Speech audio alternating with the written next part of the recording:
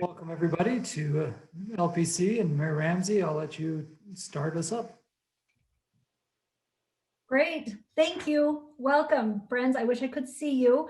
I can see a list of your names. I appreciate having you be here. Thank you for joining us today. Today is Monday, February 22nd, 2021, and this is the Legislative Policy Committee for the Utah League of Cities and Towns. My name is Dawn Ramsey, and I serve as mayor of this committee, and I am the mayor of South Jordan and chair of this committee. Let me get that right. Anyway, thank you to all of you who are here, and thank you up front to our staff at the league. They are working tirelessly, and I think we all know that, and it's something that we say, but I wish there were words that could adequately express how grateful I am for their efforts in all of our behalf. The first item of business that we have, we'll go over logistics on how to vote in just a minute. The first vote we need to take, as always, is to approve our minutes from the February 16th, 2021 LPC meeting, and we will do that over the chat. Those minutes have been sent out, so if you've had the opportunity, we have a motion by Mayor Witt of Kaysville to approve those minutes. And I don't know if that's a second, but Mayor Mann, we're going to take your yes as a second. So all in favor of approving the minutes as they have been sent out from February 16th, 2021, please indicate in the chat.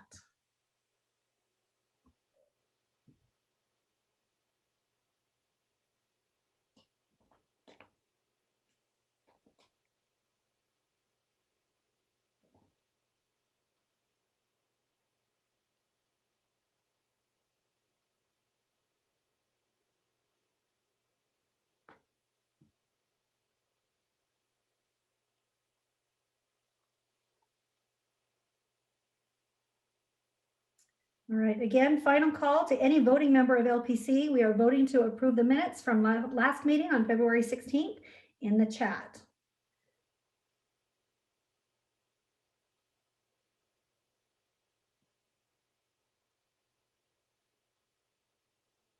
And I'll turn to Roger or Carson to tell us when we've reached our threshold. Well, I haven't got a total voting total, but you're close to half the participants, so I think you're all right. Okay. All right, so we're good? Yeah. Thank you. All right, thank you to everyone. Thank you for voting, appreciate it. Those minutes are approved. And next we will go to Carson. As always, Carson, would you please give us just a quick reminder? We may have some new people on here. We may not, but it's always helpful. Give us a quick reminder of exactly what we're going to be doing to taking our votes today. Thank you, Mayor. And just a quick reminder. So for those of you who this is probably not anything new, but we'll continue to use the same voting system that we have. Again, if you are an LPC voting member, please click on this link. I put it in the chat box so you can see it. Click on this link. It'll take you to a tab where you'll be able to see this PowerPoint slide. I'll open the registration slide in a moment so you can enter your name and city, but please go ahead and click on this link. If you have, please keep this tab open throughout the meeting. If that tab is where you'll be prompted to vote. We'll only be taking votes in that voting software, so please keep that open. If you get disconnected or if you join late for whatever reason and you're not able to, please just send me a message that you rejoined or something, so I can have that record. So I'll go ahead and move it to the registration slide so that for those of you who clicked the link, you can please enter your name and your city. I'll add for those of you who might have just joined, I'll drop the link again.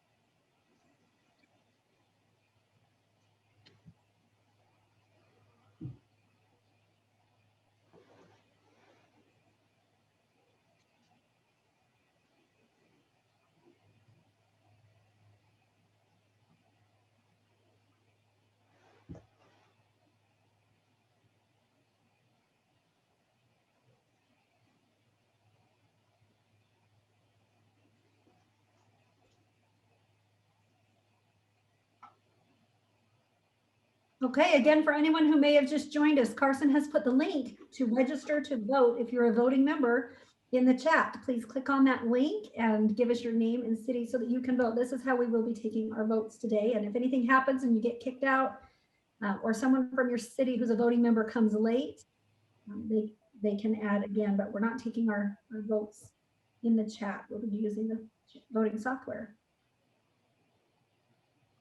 So we'll just give another minute or two. Again, please just enter your name and city. It looks like we've had about 80 folks, 81 register. So we'll just leave that open for another minute or two. And then we will move on to, we'll do a practice question just to make sure everybody's comfortable with it.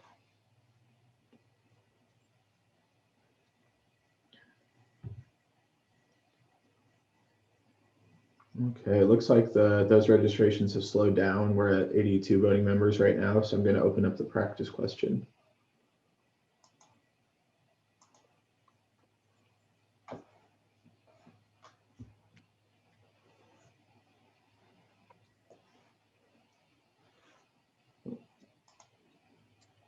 All right, so again, this is not a formal vote, just a fun test to make sure it's working for everybody.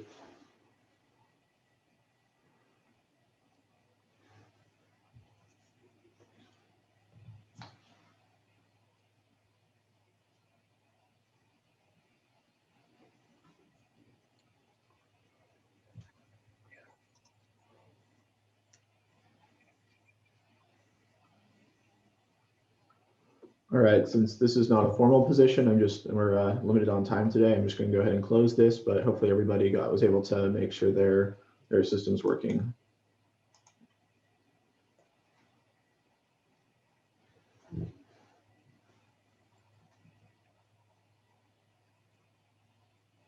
I'll go back one slide just so we can see those results. Oh, looks like that opens the poll again.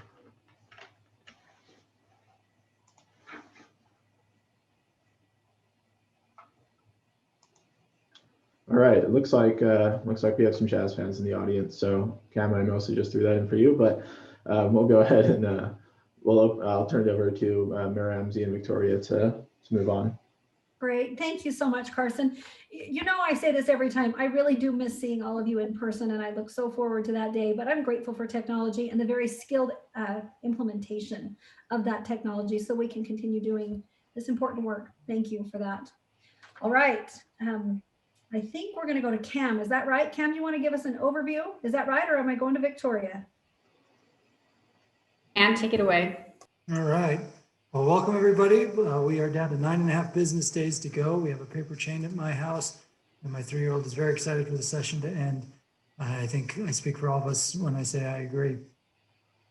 We do have some looming issues and battles, and so we welcome your feedback here at LPC to make sure we know what matters in your city as these negotiations enter a fever pitch.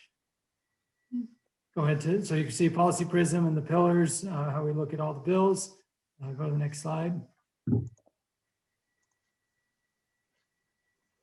So depending on how things shake out, there are a handful of bills that could turn into action alerts. They could also turn into things being resolved, again, depending on how they turn out. So in fact, this is not an exhaustive list, but it's just kind of a snapshot that we may get to yes on some bills, we may not.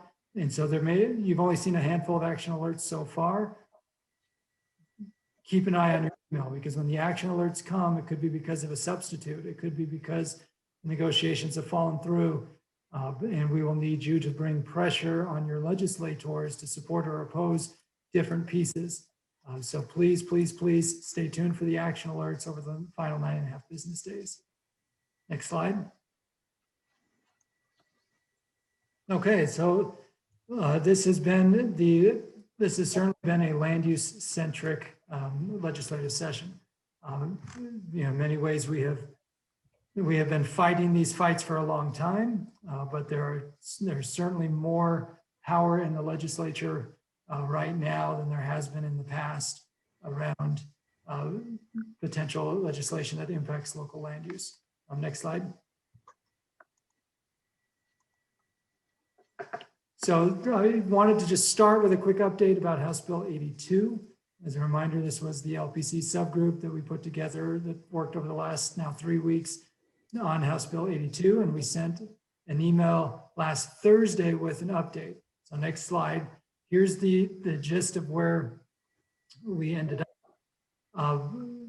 Our officers and the subgroup were comfortable moving to neutral on the fourth substitute, which is reflected here in this slide.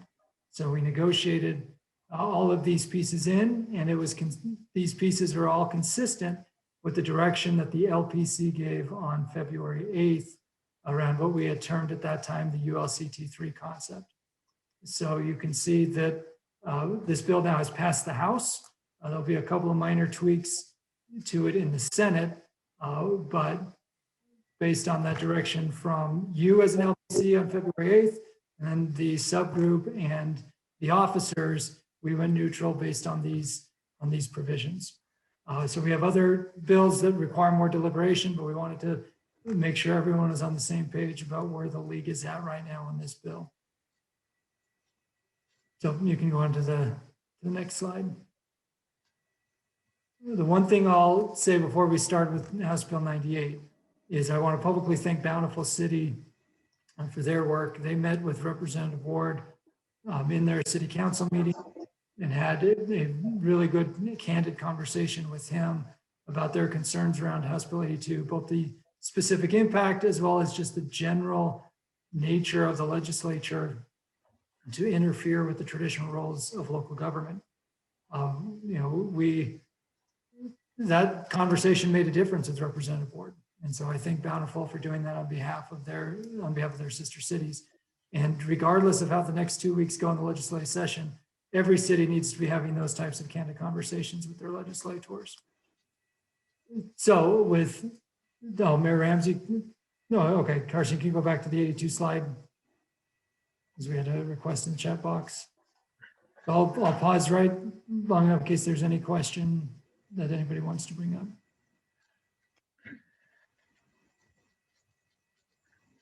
Okay, I think we're good. Thank you. Okay. Yeah, there was a request just to go back to that for a quick second. And go ahead and move on. Thank you.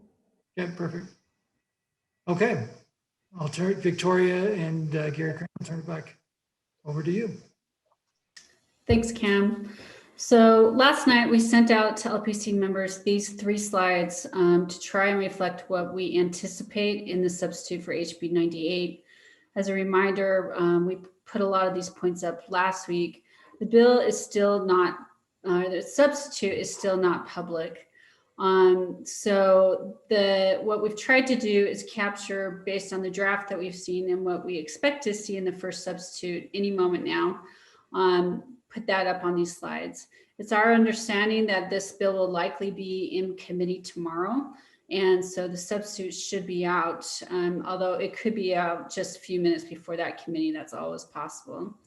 I just wanted to walk through what we are expecting in that substitute. And these 3 slides try to represent a side-by-side comparison of what the original current public bill is and what we expect in the substitute. So as a reminder, HB 98 in its current public form regulates residential and commercial buildings. It allows a builder to opt out of the inspection or plan review at any point. And if they opt out of either of those, the city may only charge half of the fee. If they opt out of both of those, the city may not charge a fee. In the substitute, the bill will be narrowed to get rid of the commercial and only deal with dwellings and townhomes for 1 to 2 families. And for the inspections, if the city does not inspect in 3 business days, then either the city may engage an independent inspector and collect a fee, or the builder may engage a licensed inspector. And those licensed inspectors are defined as licensed by DOCL. They also must be insured. If the builder has their own inspector do it, that inspector issues the certificate of occupancy and notifies the city. For plan review, again, the city must complete the plan review in 14 days, after which the applicant may then request completion of the plan review, and the city has an additional 14 days after that request.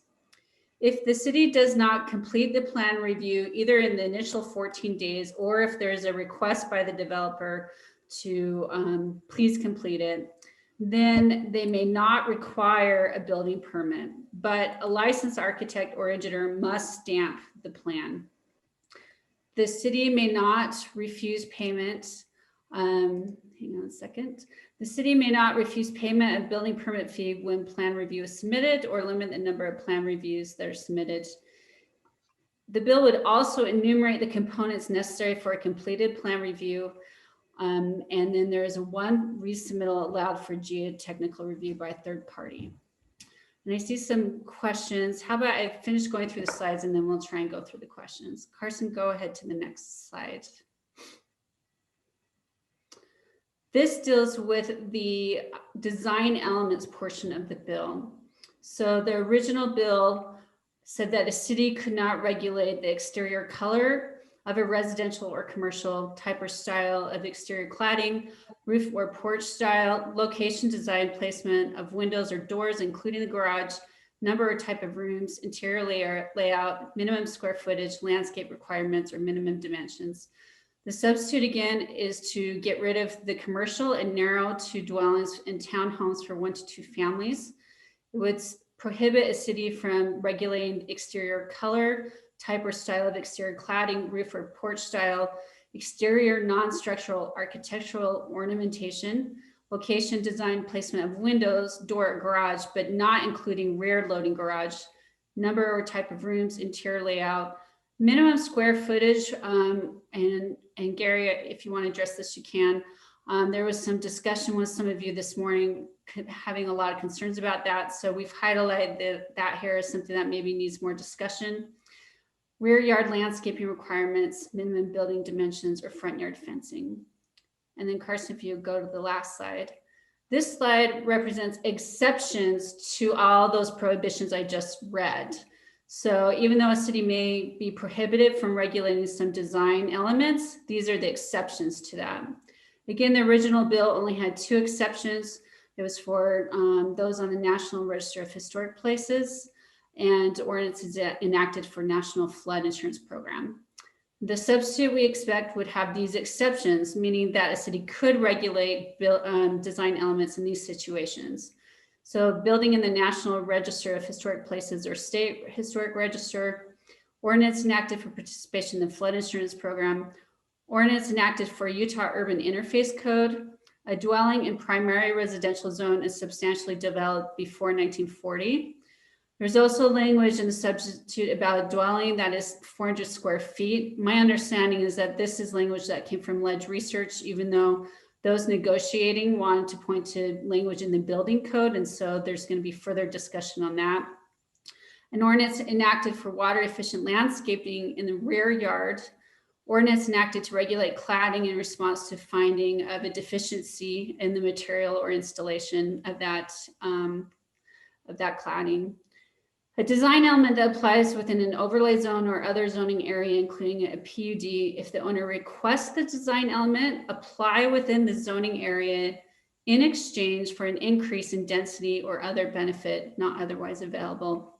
And then conditions imposed by a development agreement.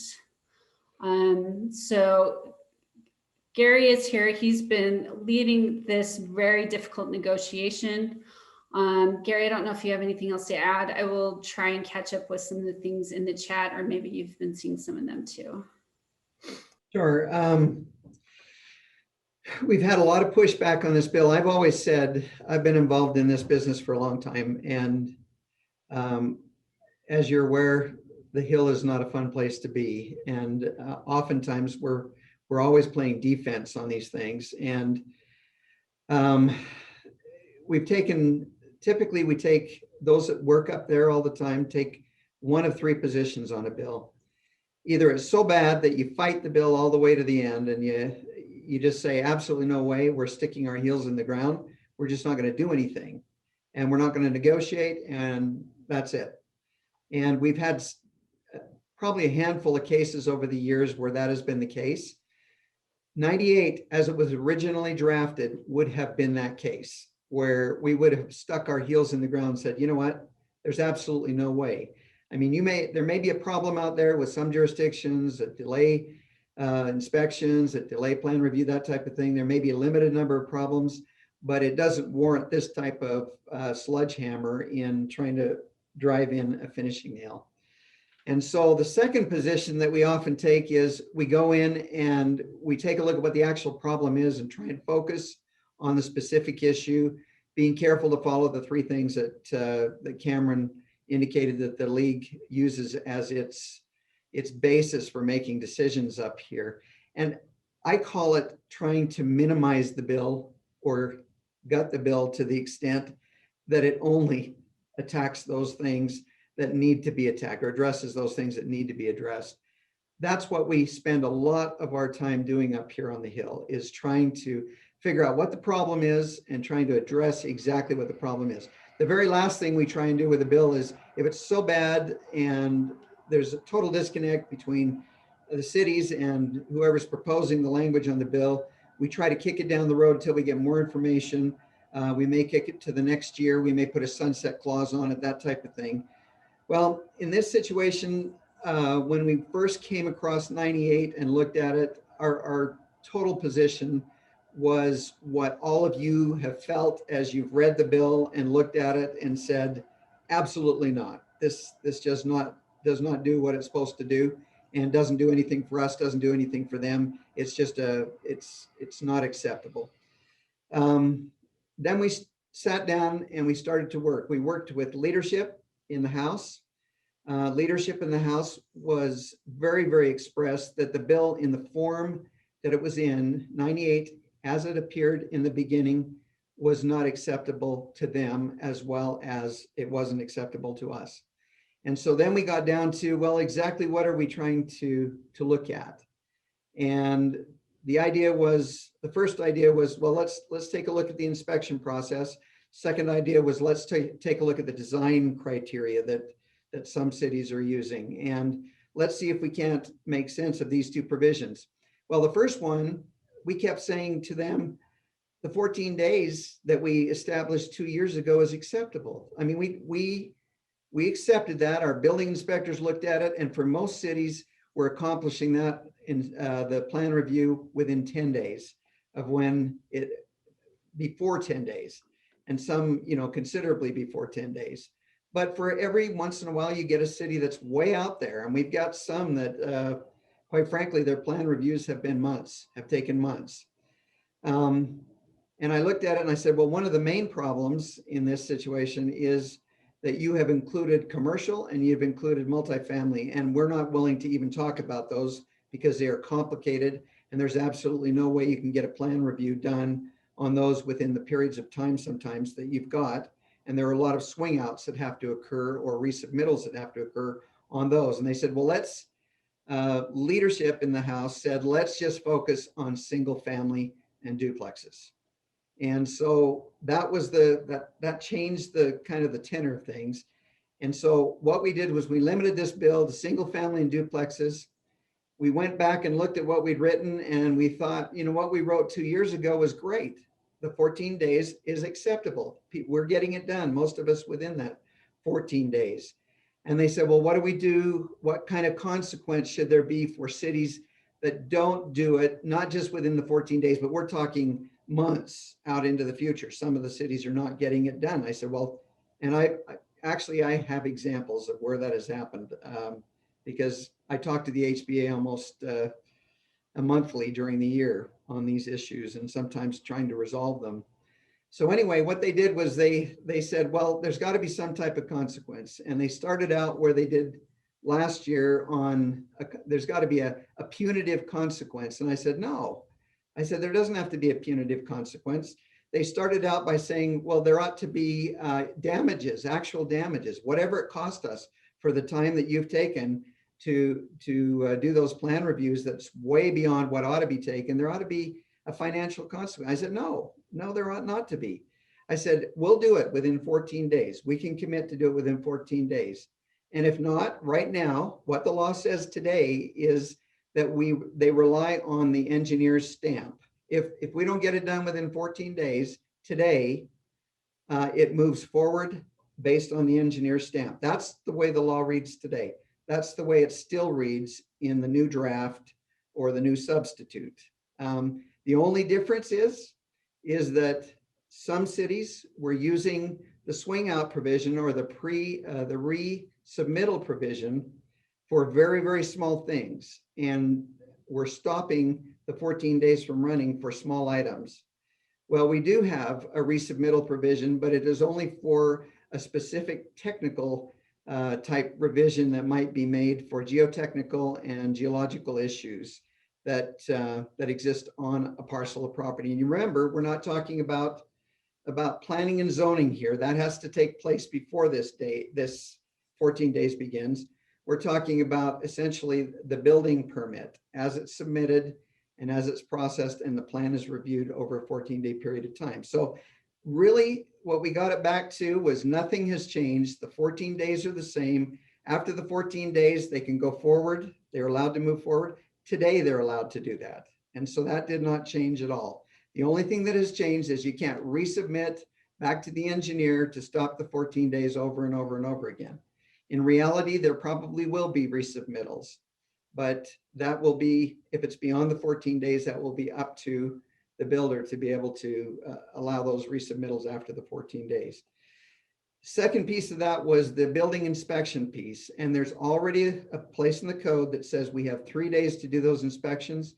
If we don't do those inspections, once they're requested within 3 days, then those inspections may be done by a building inspector that the city hires. The difference here is they said, well, we're getting a lot of cities that refuse to hire another inspector. They just say, take a number and wait.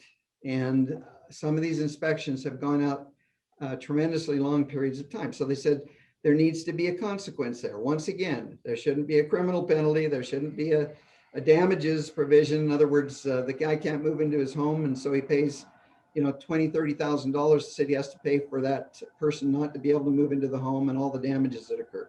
None of that. What we said was, if we can't do the inspection within 3 days,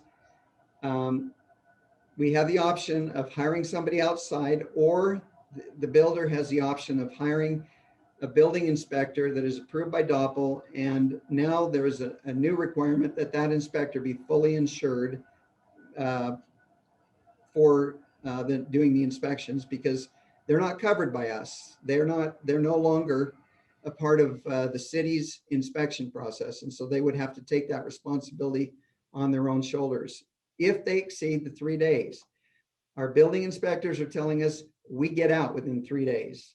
That is not a problem for us. And we've gone through all the inspectors or to their organization and verified that. So essentially that piece is also where it was before, except for the consequence that if there's an extension or extended period of time where you don't get out and you don't inspect, then they are allowed to choose a qualified building inspector to complete the inspection. So that's the inspection piece. And what we've done, like I say, when we pare it back, the other thing we've done is we've added a definition of completed application in there, which means, just like in planning and zoning, the 14 days doesn't begin before we get all of the information in that completed application. And if you take a look at the completed application, there's quite a bit of information that was not required before. A lot of our building inspectors had checkoff lists, but none of them had actually requirements, a set of requirements in state code for the things that had to be submitted by the builder before we even start that 14-day period of time. Now we've got a checklist, and that came from our building inspectors and from my talking to people all around the state, along with the other members of the group that have been negotiating this bill. The next piece of it is the piece involving a design and design criteria. The original bill was written to prohibit essentially our dealing with any type of design at all, period. And it comes out of Texas. There's a Texas piece of legislation that tried to tie the things that cities ask for in design to an increase in the cost of building. And in order to achieve affordable housing, the argument was we ought to eliminate these design criteria. Well, we made the point that there's no relationship in this market, in this particular market, between affordable housing, and in most cases, design criteria. In this market, you get just about whatever you ask for, and you've got 11 people that will pay more than that in order to purchase or acquire a home. So we went through these design criteria. You do have the typical anecdotes out there, and some of them are true, where cities have requested way beyond what might be normal for cities to request. When you're looking at things like interior design, you're looking at cities that require 100% brick. You got some cities that require extra large garages, 9-foot ceilings. I mean, there's just all kinds of things that have been in design criteria out there. And they said, are there any that we can settle on that would be acceptable? And we went through the design criteria, and we excluded, first of all, we said, yeah, anything to do with the interior of a home, granted.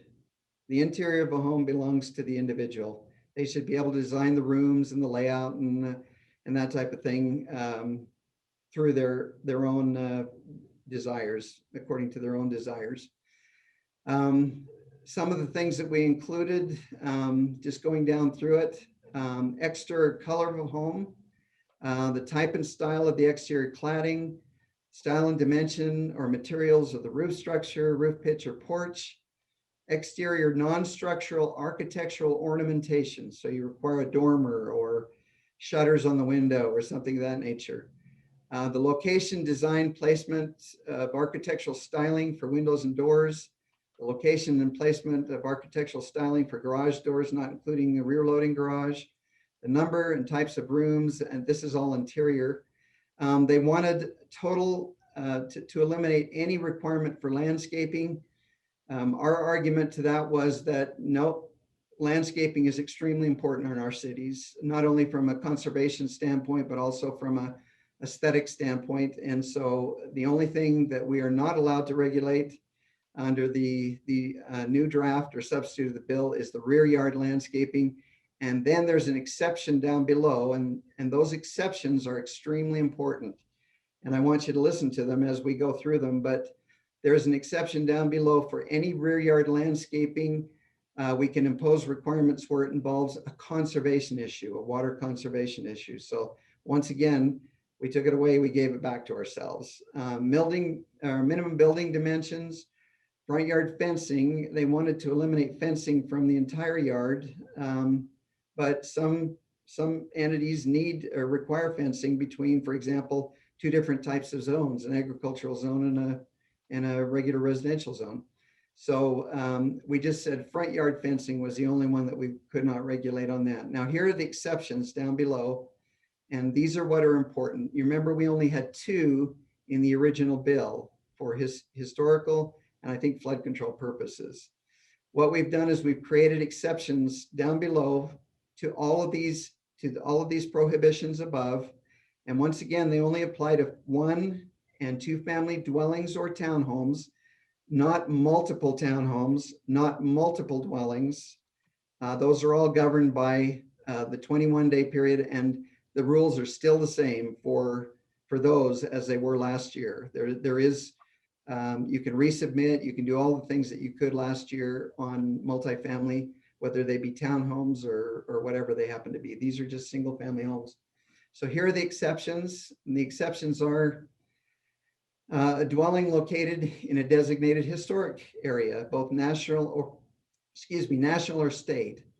An ordinance enacted as a condition of flood control, urban interface, wildland urban interface for fire protection.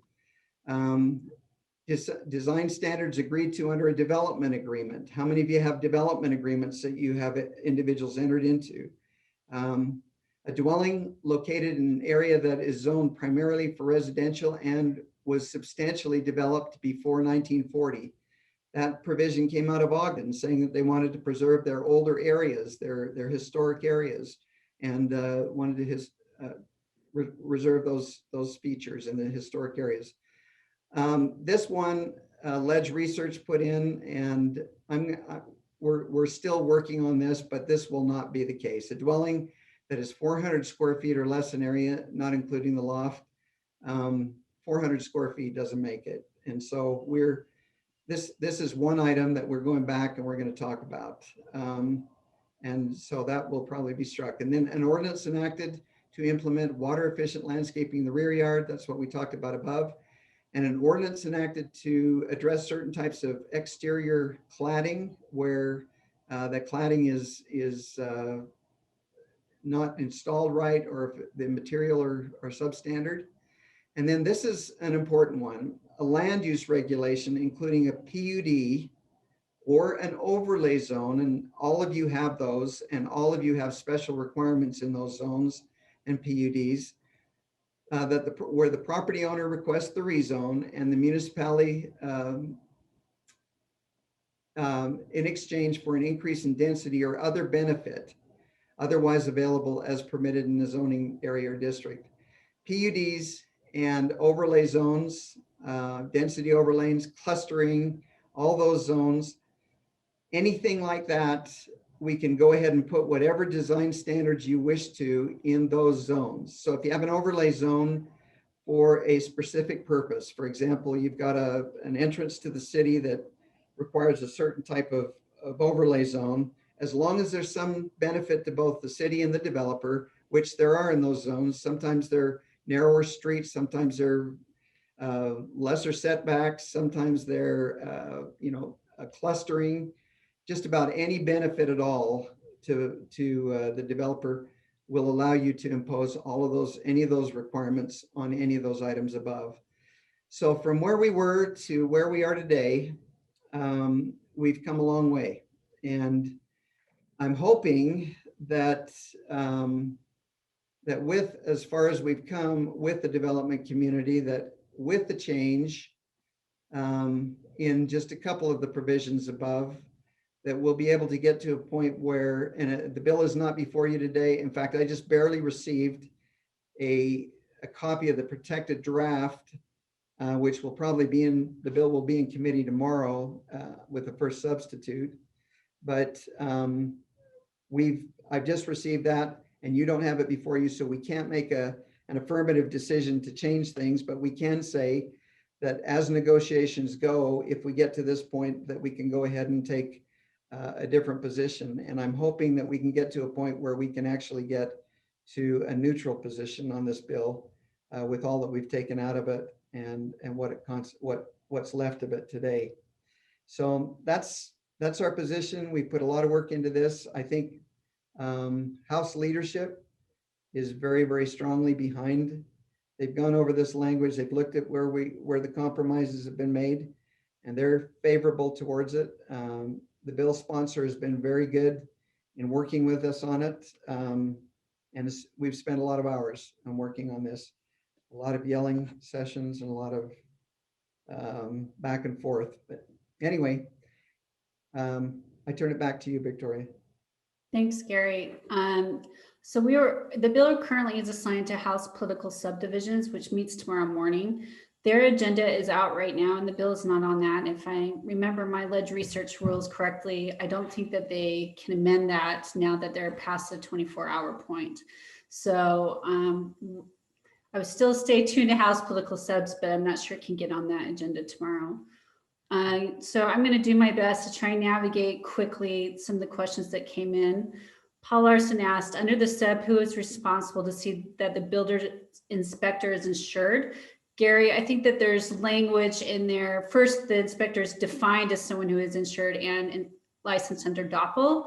And then I think the inspector has to hand paperwork into the city. I don't know if that would be the checkpoint to make sure they are insured. Well, DOPL, by this statutory provision, DOPL must require that they be insured. So they must have insurance that they show to DOPL if they want to do independent inspections. And the city can require that that same information be submitted to the city. All right, and then Paul also asked, if the city doesn't complete plan review in 14 days, is the city required to inspect an unreviewed and unpermitted plan? Great question, and the answer is no.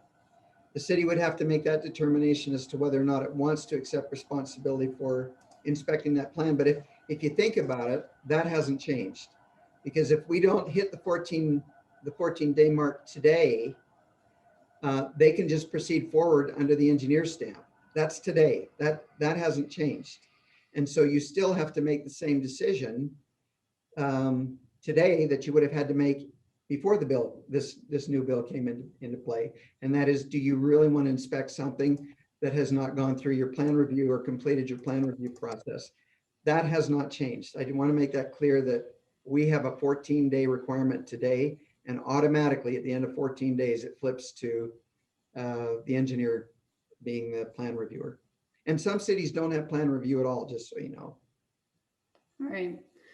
Steve Shields expressed his concern that there's been a lot of efforts in the financing of homes to create separation of duties, and this is undoing it. Evelyn Everton said that it's her understanding the building inspectors are supportive of the substitute. Let's see.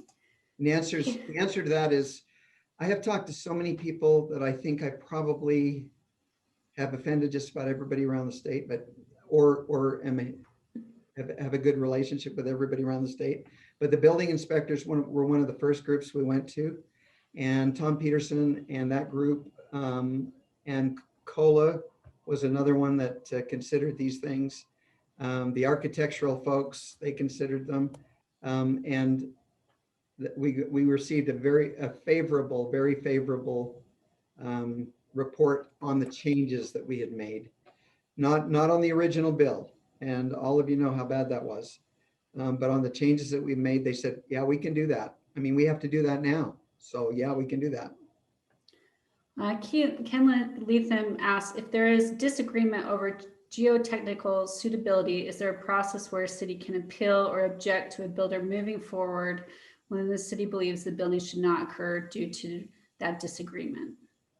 Okay, so from a legal perspective, the city never loses its power to stop a building permit, okay, or building on a structure if we actually believe that there is unsafe or unhealthy condition that exists on the permit. So if we were to get a geotechnical report that said there's a scarp right through the middle of where this guy's going to build his home, there's nothing in this or any other section that says that you have to allow this to proceed forward under the 14-day plan review exception and the building permit exception if you know that there is a health or safety issue that exists.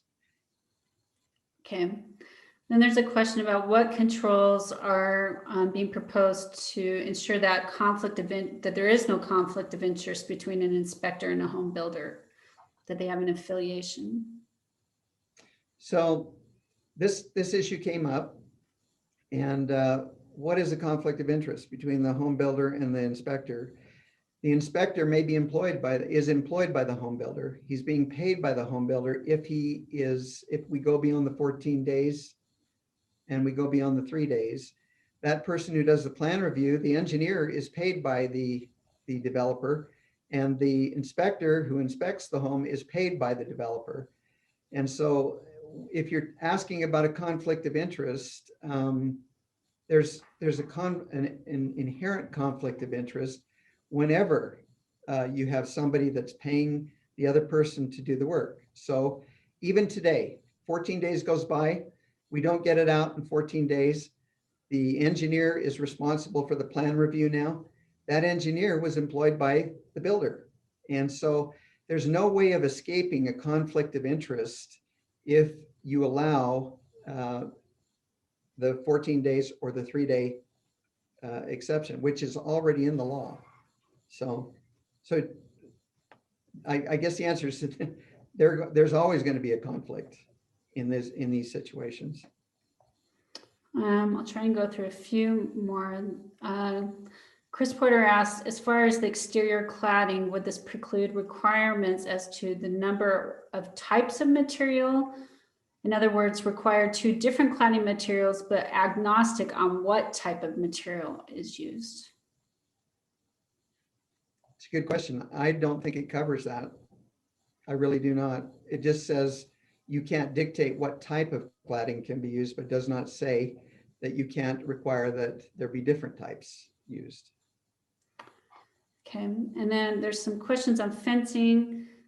Mayor Danes and Logan asked, so we cannot regulate chain link in front yards. And then Nick Norris asked, does fencing include fence height or just materials?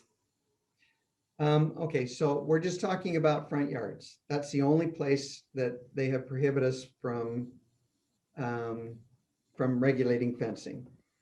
And so the answer to the mayor would be yes, in front yards, we can no longer require a chain link fence in front yards. That would not be acceptable.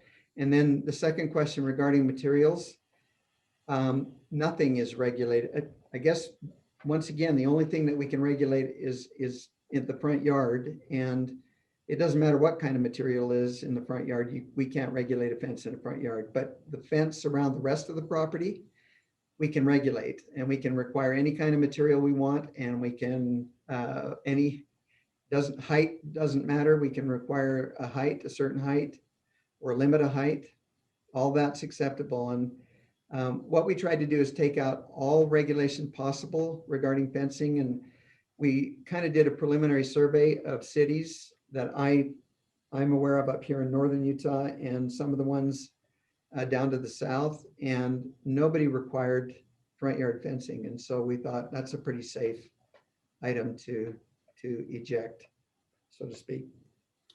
So there is some concern in the chat box about front yard fencing, including line of sight and intersections, Gary, so you're aware of that. I'll ask one more. What about a development that is under construction and partially done, but not under a development agreement? Would we lose our ability to maintain current design standards on the lots that remain? Oh, let me make something clear. I didn't understand what they were talking about in front yard fencing, but there's nothing that prohibits you from enforcing safety and health and safety ordinances, such as line of sight or clear view. Those are all still valid ordinances. All we're saying here is you can't require a developer to put in a front yard fence. We're not saying you can't prohibit a developer from putting in a front yard fence. Does that make sense? And Yeah, so that's a good clarification. And then, I'm sorry, the question that you just asked? So it was about development agreements. Let's see. What about a development that is under construction and partially done, but not under a development agreement? Would we lose our ability to maintain current design standards on the lots that remain? No, everything that has been approved already with design standards before this actually comes into play would be they're valid requirements. Literally what they would have to do in order for them to reverse all of that is to go back to you and say, we need to vacate the subdivision, start again, and move forward with that, move forward with the new changes in the state code. Otherwise, they come under, it's not retroactive to everything in the past. Essentially, this deals specifically with new builds. That's the reason you got plan review, you got your building inspection. It deals specifically with new build. Okay, last question, and then I'm going to stop cross-examining Gary in the interest of time. For Matt Dias, what does the change from historic district to historic places achieve? Does this mean it has to be a particular building that is historic, not a standalone zoning district, such as a historic Main Street? Good question, Matt. I don't know. I didn't focus on that. That was a remnant of the original bill, which let me take a look at it and see. I would presume that it means both a place and a district, just an area that would be determined to be historic. When you're dealing with plan review and you're dealing with building inspection, you're dealing with the construction of a home, a single home usually. And so my feeling is that in the planning, if you have a planning area that is historic in nature, that each unit within that planning area would be a historic place, a place where for whatever reason, it has some historical value and is designated as a historical area or a historical zone. Downtown Park City would be a great example, I would think, of an area that would all be historic down there. And so any individual unit or place would be subject to that, to that exception. The other one that would probably provide an exception is the pre-1940. And I know Salt Lake had some issues with pre-1940. We'll have to see what those are, because they may have buildings that are newer than 1940 that may still be historic in nature. But I think those, as long as they're included in those either state or a national historic register, they're probably going to be protected by that. So I'll look at that, Matt. I don't know. All right. Thank you, Gary, so much. Chair Ramsey, I saw a motion earlier on from Sean Guzman in St. George. Everyone, thank you so much for your questions. Hopefully we got to most of them. And there are also comments in there about concerns about the bill, and Gary Hill's point about preemption. So we want to do our best to have a robust discussion in our virtual world. But Mayor, I'll turn over to you to see if you want to proceed in the next item or the motion. Thank you. I appreciate that. Yeah, there's a lot to this, and I'm not going to lie, I do not love it at all. However, the work that's been done, Gary Crane, thank you. From all of us, thank you for all of the work you've put in. I know that you've kind of been through the ringer with this one, and we appreciate all of your efforts. Sean Guzman, we do have a motion, but it's about 200 chats back. And so I believe Sean Guzman from St. George has made a motion that we take a position of opposition to this. And I'm looking, I know Sean would like to speak to his motion and explain it. And I'm going to be totally honest. In the interest of time and the fact that we do need to try to end this meeting on time, we're not going to open this up to everybody being able to speak to every motion except through the chat, because we just simply cannot. And it's hard in this way. We can get the work done, but it's challenging. And I wish everybody could speak the way we would if we were in person.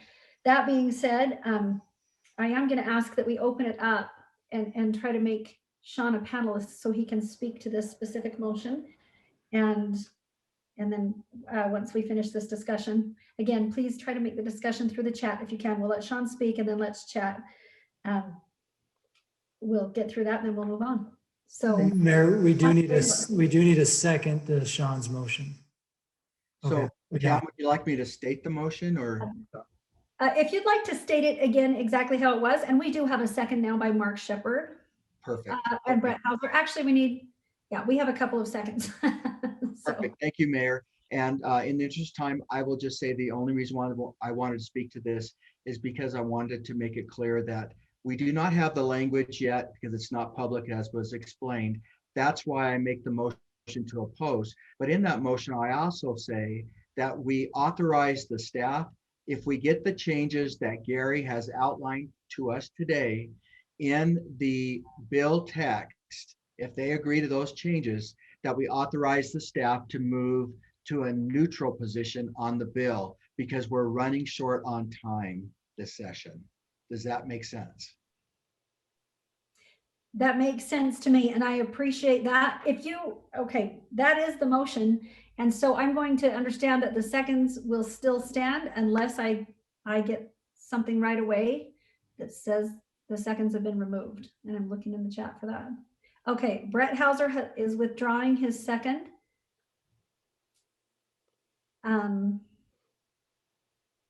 Mayor, one thing to clarify, I think we already have a motion to oppose. This issue is adding a caveat. Right. And so that is what I'm looking back. And thank you for your patience. Really, we appreciate all the chats, and half of them still come just to the panelists. So I'm just trying to flip through this little teeny box and get to the right ones of who has said what, because there are a lot of them, and I'm just trying to keep up. Okay, we have, who made that second? Mark Shepard. Mark, are you still? So Mayor, it looks like both of the people who seconded withdrew, and then Tom Hansen has seconded. has suggested that we need to articulate those specific points that would move from that would move from opposed to neutral. Okay. Is that, Tom Yeah. Hanson is your second to Sean's motion with the caveat, or not? Yep, that's the clarification we need. The second from Mark Shepard is to vote to oppose, but with the caveat, with the motion to oppose, understanding that if this language can be added and approved as we see it, that we would move to neutral. Tom Hanson, are you still seconding that? Can you just let us know maybe in the chat? And Mark Shepard said he would agree to that. And he was the original seconder. Oppose with the staff to work to neutral. Okay, we have a motion with a couple of seconds on the table. The list is on the screen of the language being. Well, so Clint raises a good point. He only sent it to the panelists of articulating what those points should be. And so Gary and Sean, can you just take a moment? I mean, there have been a lot of things coming into the chat box, and they articulate the areas based on what we've heard from the group that still need to be improved. So maybe I could just kick in then, Sean, if you want to kick in, I appreciate that. This is going to move fast. We have 9 days left, and that's the reason we kind of have to make a decision at this point to do something. And a lot of work's gone into this. I do believe it has a lot of backing when it comes to leadership. And it's harder to fight as an amended bill because of the fact that it really only codifies what we've been doing to date on the inspection piece, and then on the other piece, they've compromised in a lot of different areas as well. And so it is going to be a really, really hard fight if we were to fight it and just absolutely oppose it. It has to be awfully horrible for us to prevail on the Hill with that type of thing. So the things that I've heard so far are we don't favor the minimum size building on a lot, and the exemption down below, and this was put in by Ledge Research to try and prohibit things like tiny homes and smaller homes from being placed on lots. Where they pulled the 400 feet out from, I don't know, but that's the reason we struck through that. So we don't like the exception.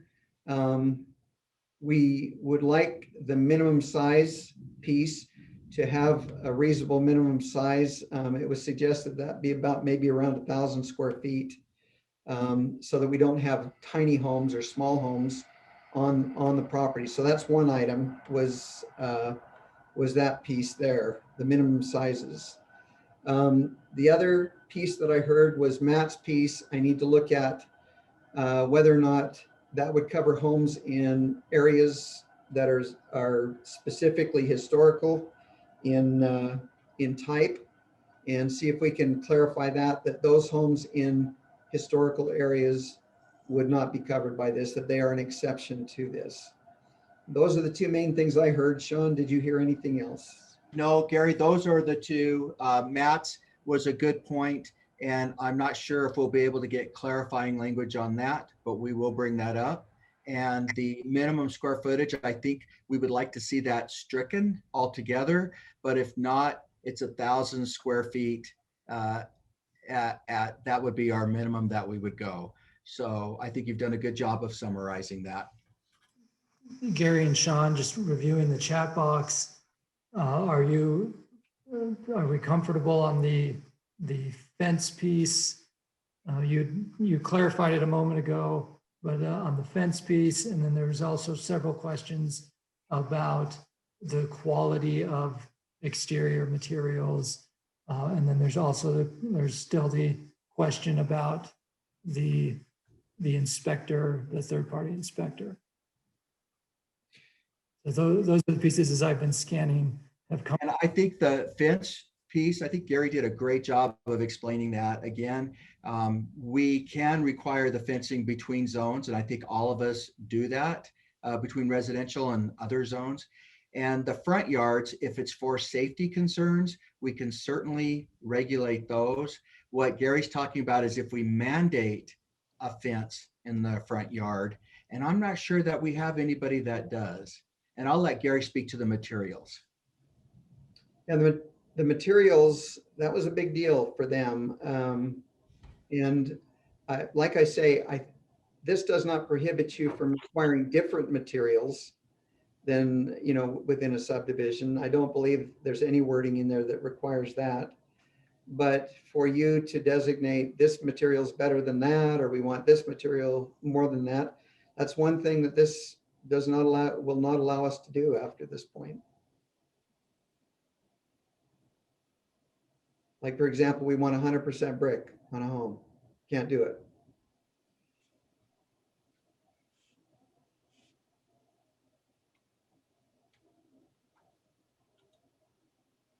Okay, thank you so much for that.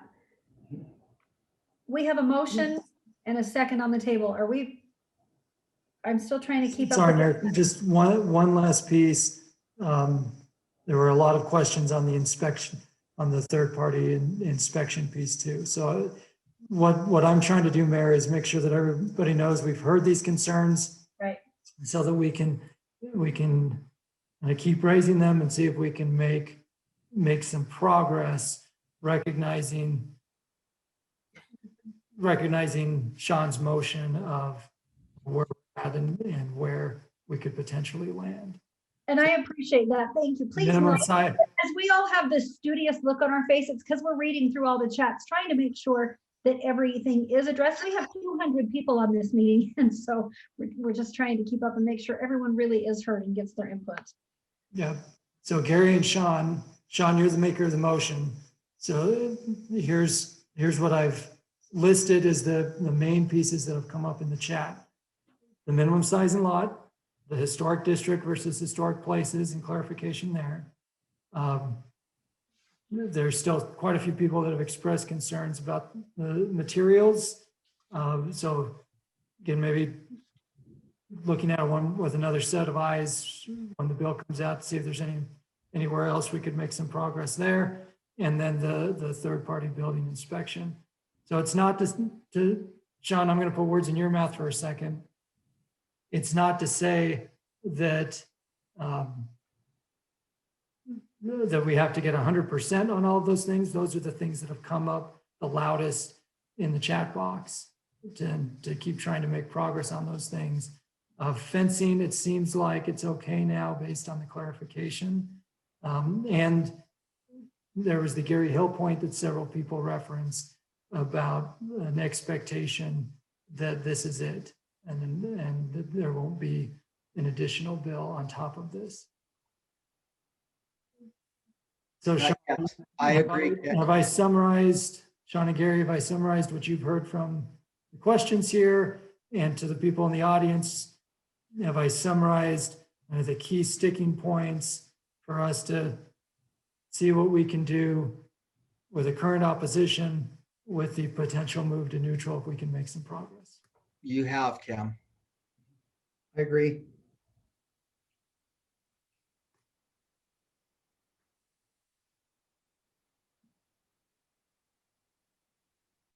All right, I'm not seeing anything that says anything contrary to that, what you just asked.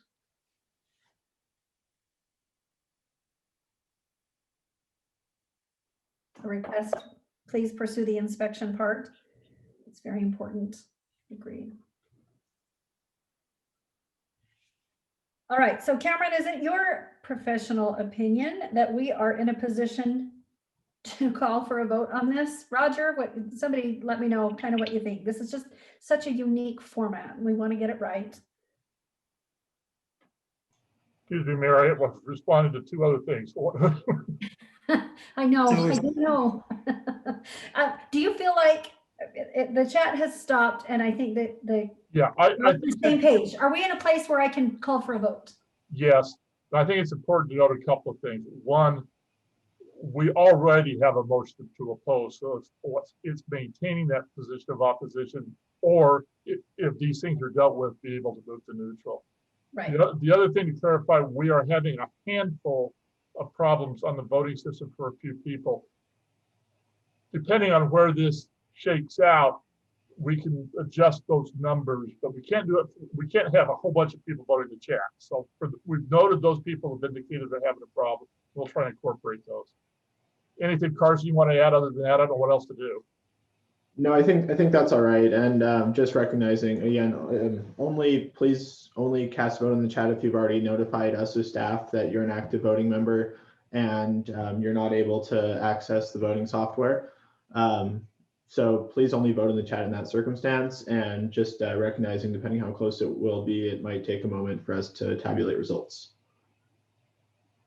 Okay, that being said, we have a motion on the table to maintain our, Sean, correct me if I get this wrong, but to maintain our position of opposition, understanding that direction to staff is to please do all you can to work towards the rest of the things that were all listed, everything we just discussed. And if we can reach the point where those things can be added to the bill, that staff has the green light to move us to neutral. Correct, Mayor. Thank you. Okay, thank you. And Sean, thank you for that clarification. I know there's a lot to this and we all feel pretty passionate about it and wish this is a bill we weren't even voting on. So you're voting, yes, you approve the motion to maintain our opposition or work towards neutral and work, towards neutral. That's what we're voting on. Yes, you're okay with the piece to move to neutral. A no means you don't want us to work toward going to neutral and just maintain opposition, the end.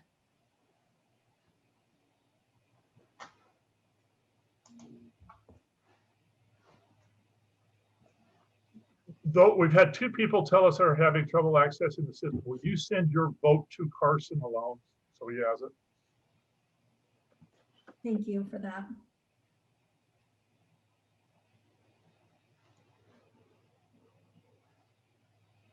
Oh, good. Shannon Ellsworth, that is noted. Thank you. So we've only got one that's told us now.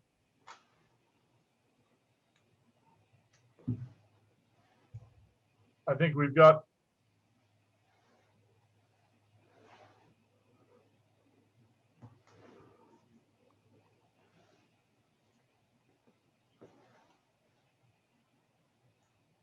Carson, I think that's everybody, isn't it? Yep. So we've had 91 people vote. All right, I'm closing voting. And we also have the other vote that was cast in the outside of it because of the broken system. So I'll add that in later.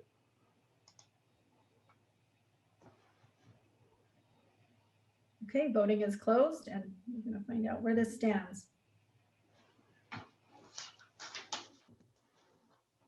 Okay, look at close. Okay. That passes. So that is what we will do going forward, is exactly what the motion was. Continue to oppose, working on all of those things that would move us to neutral if they're approved. Thank you all. Again, as I said, all 200 of you care about this and we care about you. We appreciate the input from your cities and we know that this affects everyone a little different, that there is not one size fits all. So thank you for your input. And again, Gary Crane, heroic on this. Thank you for your efforts and wishing you the best of luck going forward with this as well. Thank you. Thank you. Okay. Okay, Mayor. Well, thank you for that great discussion and back and forth. There's no new update on SB 164, but a sub is coming any minute. I spent a lot of time on the weekend trying to figure out where this bill was. And so stay tuned. This is the slide from last week. We have urged the removal of the language in 164 about fees. And this is a line in the sand issue of fighting this proposed language on fees. There are other components of the bill that are quite good. And again, we're waiting for the sub. This is another one that could move quickly. And whether it's a sub or whether the fees piece could show up in a standalone new bill, stay tuned because we will need to rally to push back on that piece. So you can move to the next slide, Carson, but I wanted to give people the update there.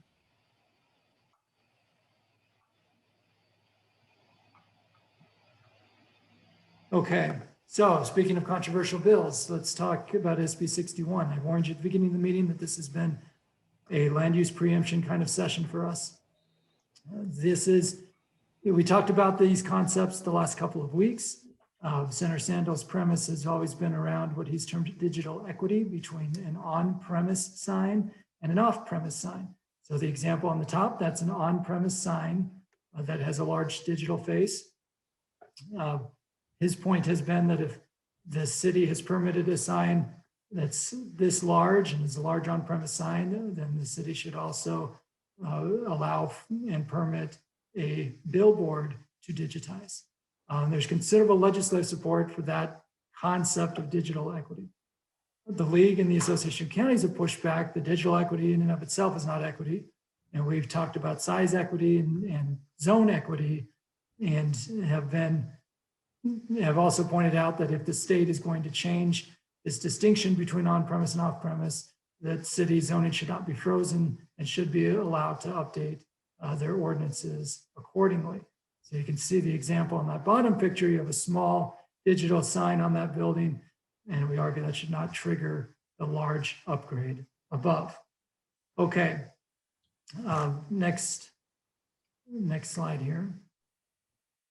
So this has been part of the discussion. We told you at LPC last week that that we were going to be pushing back on the size and the contiguous zoning piece.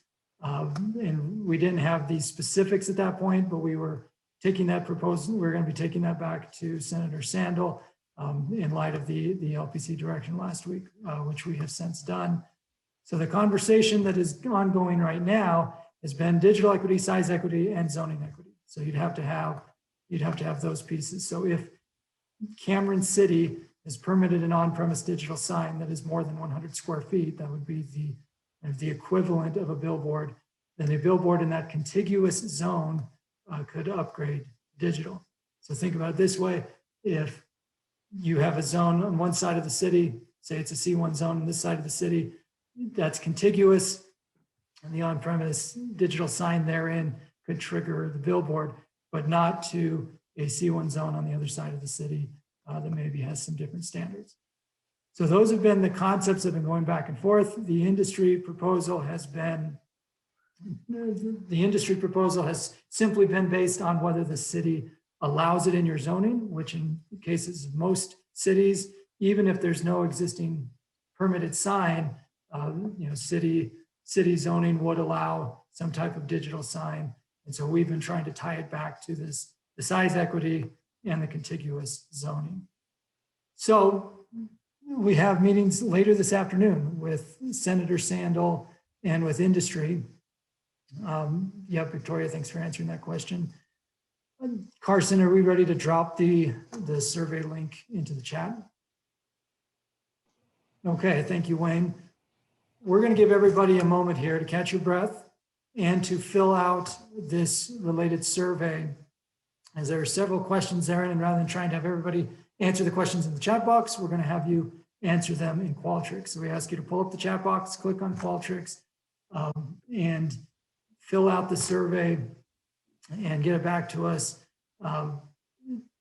Take the next minute and do so, recognizing that some of the questions we're asking there, you may not be able to answer right now, and that's okay. We're just trying to get a general snapshot of what the impact could be. I'm going to pause there to see if there are any questions in the chat room while people are filling out the survey.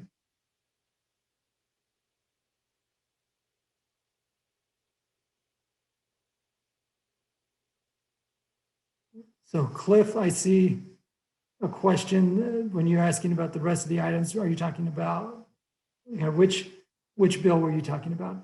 Were you talking about 98, or were you talking about 164 or billboards? Okay.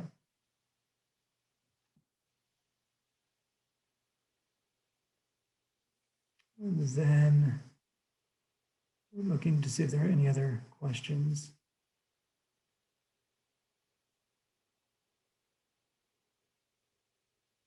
Okay.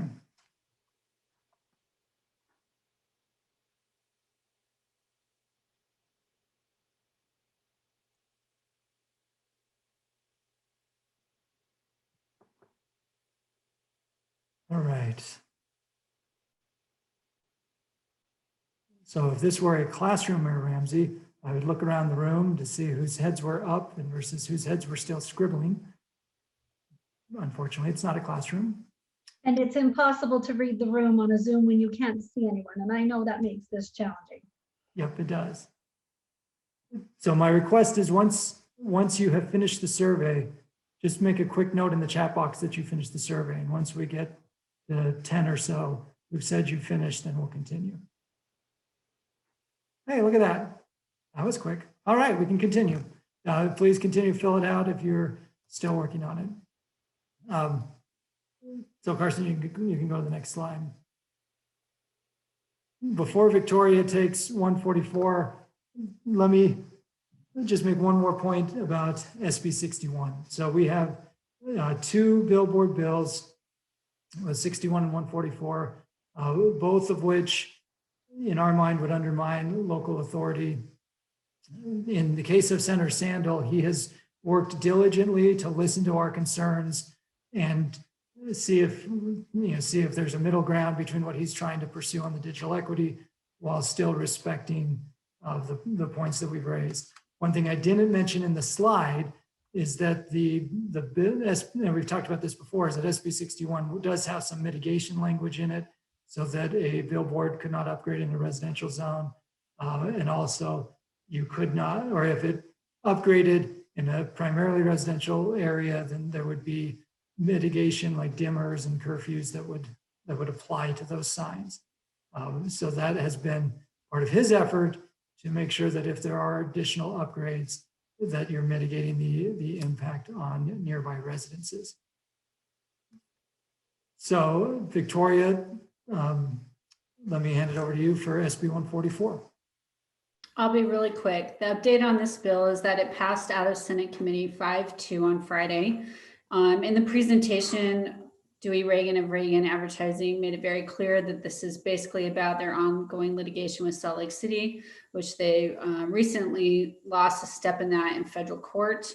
But it did pass out of committee. We are strong opposed. We are not negotiating on this bill, and we'll continue to work on that.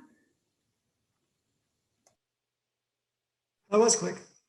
I mentioned that we've got a meeting this afternoon with Senator Sandel, and the only bill that is public right now is still the second substitute, which the LPC took a position to oppose the second substitute whenever it last came out, which I believe is last week. So we are still proceeding with the opposition to that second substitute. Carson can go back one slide just to, we'll be quickly reviewing the Qualtrics piece, and we've been in touch at this point with 30-ish cities trying to understand the impacts of this concept, and we'll be sitting down with Senator Sandel in the industry later today. Again, our overall effort has been to preserve as much local authority and the integrity of local authority as possible around your zoning equity and the size equity. If you've permitted a sign up to a certain size, that triggers the billboard. But if you haven't, then as a council, you didn't contemplate that a small sign would trigger a big sign. As this continues, like everything these last 9.5 days, we'll stay in touch with the officers. And if and when there's a new bill, we'll make sure that we let you know as soon as possible, but we'll be working toward whether there's any sort of consensus on this trifold of equity. If there's not, then we'll still be at that second sub and we'll have to continue to oppose the second sub. So are there any questions about that piece? Let me just check here. Yeah, Sean Guzman said Senator Sandel has worked to address our concerns, no small task. No matter what happens, thanks to him for listening to us. Yep, he's been terrific. Mayor Castleton's asking about SB 104. And Mayor Castleton, I think if you're talking 144, we're opposed and line in the sand on that one. Paul Larson asked what is considered maintenance under this bill. And can they come back and claim they never removed poles? That new billboard is just a maintenance. Maybe Paul, let's circle back on that one, because I don't have a good answer for you right away, but I also don't have the language in front of me. So Paul, I'll let you just drop that in an email and send it. Okay, perfect. Thank you, Victoria, for following up with him. Okay, Carson, let's keep going. Okay, keep going. Okay, this was a bit of a surprise bill on Friday, SB 221, which basically undermines the 2017 compromise on short-term rentals, as well as the HB 82 fourth sub short-term rental enforcement piece that we had negotiated. I spoke to Senator Andrigg on Saturday, and he told me that it was not his intent to undermine House Bill 82, and that it was a coincidence that it came out basically within a few hours of the fourth sub of House Bill 82 that had been in the queue for a while. So we told him we'd be opposing the bill and explained why, and he understood why we would be opposing it. He acknowledged it's late in the session, and so that's another one will not be negotiating on this one. We will be just trying to stop this bill. And so our recommendation is to continue to oppose. Carson, you can move on to the next one. Okay. So I've got a few questions, Victoria, coming in about SB 104. We've got a few more from the agenda, and then members can bring up bills. So yeah, Mayor Baker, yep, we agree.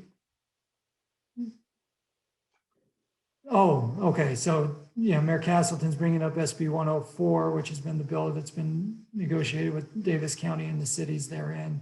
So when we get to the open section of the agenda, I'll have Victoria or Roger talk about that one. So House Bill 364, Utah Lake Authority. We mentioned this one a few weeks ago that a bill was coming. And we also referenced the resolution that the league membership passed in 2017 about task forces and commissions or development authorities. This is the key language from that commission or from that resolution that says that cities and towns cannot support these types of authorities or commissions if they deprive local municipalities of their traditional local land use authority on private property, or deprive them of control of tax increment generated within their jurisdiction without their consent. So from a league perspective, we've been looking at the bill through this framework. So continue to the next slide, please. So you can see on one side here that we're expecting a potential sub that will address some of the initial concerns around the governance of the authority, the tax authority within the Utah Lake Authority, and what land use powers the Utah Lake Authority could exercise. I spoke with Representative Brammer this morning, and I know that several cities or multiple cities in Utah County have been meeting with Representative Brammer. And so you can see, that based on where the dialogue is going on those pieces, it is consistent with 2017-001. On the other side, you can see there are a bunch of questions that have arisen in recent days around water rights implications that I've laid out here. I've invited Mark Christensen, who's the city manager of Saratoga Springs, who has been the liaison with Representative Brammer, to take a moment and give an update of where things are at. So Mark, take it away. Yeah, thanks, Cam. So this bill started out atrocious. It was basically Inland Port 2.0, just cut and paste from Salt Lake County down into Utah County. And instead of an inland port, it was trying to take over the Lake Authority. We've gotten many amendments that we think basically, and this is my description of it, it removes the offensive nature of what was originally being proposed. Representative Brammer's been great to work with. He's given us virtually everything that we've asked for from a municipal standpoint. Now, there are still some concerns, as Cam's slides here represent. I talked to Representative Brammer this morning, and he had no intent of the Lake Authority actually impacting water rights or impacting or controlling necessarily water quality issues with Utah Lake. So he's very open to additional amendments to clear up some of these issues. And so I don't think that there's going to be a problem getting those kinds of amendments. And so those of you that do have concerns, I'd strongly recommend you to reach out to him. It's a tough one because if you know me and you've heard me over the last 15 years rant and rave about how darn terrible these MIDA type organizations are, really, he's given us all the concessions from my read of the bill that get us to a point where this is something that we could actually live with, and he's been giving us the control of the board. So 8 of the 13 seats would be controlled by 1 county and 7 cities. So we think that that's a pretty good place to be. Most of the cities in Utah County that have been participating with our discussions are on board with it. So again, our recommendation would be to support it once we can get, obviously all of the issues resolved, especially the water issues and stuff. But at this point, we're favorable. I've seen the draft substitute language, and it should get us all of the things that we need. And at this point, obviously until it's released and substituted, we always have to be a little bit careful, but we would support neutral with the first substitute, and then support if the water questions can get resolved. Cam, any other questions that you've got for us? Nope, there are a few comments in the chat box. So Mark, thank you for explaining that. So one question only came to us about cities in Salt Lake County with Jordan River rights. Would they be included in new authority? And then a second question from Mayor Silverstein to everyone. Laura Briefer from Salt Lake City Public Utilities would like to be heard on the matter. Yeah, just on that, I spent about 45 minutes on the phone with Laura yesterday afternoon, answered a lot of her questions. And again, I spoke with Rachel earlier today, I shared information with her that Representative Bramerwood did not anticipate this bill controlling those water rights. So again, I think if we can put some language in from Laura and from others that will basically make sure that there's no doubt that the Lake Authority is not going to be impacting water rights or water quality, I think we could probably get there. So again, for those that have concerns, let's get those comments to Representative Brammer, and I think that we'll get there with this bill.